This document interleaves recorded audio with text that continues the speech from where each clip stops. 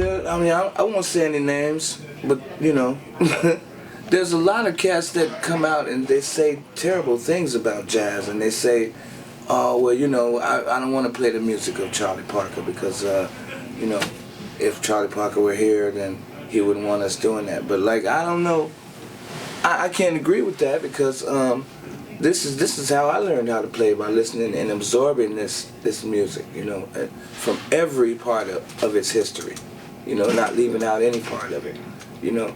If we want to know where we're going, we have to know where we've been.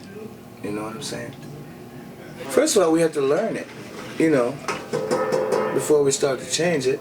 And I think that there's one of the eras that often gets ignored by a lot of young players is like the area of Charlie Parker and Dizzy Gillespie, Thelonious Monk, and those cats, because everybody wants to be, you know, an innovator, and they want to come up with something that's entirely new in their own.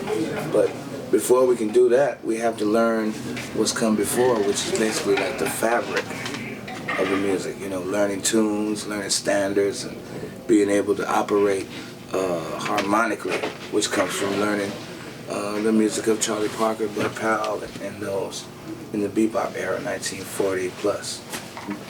If it's not swinging, then what's the point?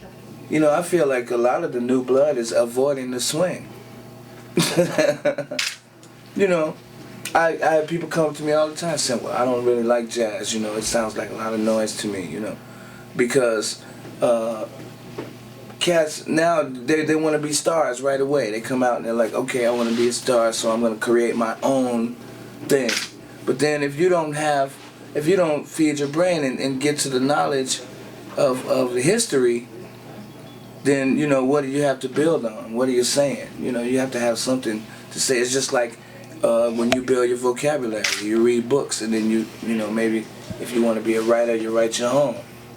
You know, it's you have to have something in which to draw from. You know, and I think that, you know, with jazz, it's especially beautiful because you're always a student. You never are not a student. You know. And it doesn't make any sense to just all of a sudden just decide, all right, well, I'm going to be an innovator.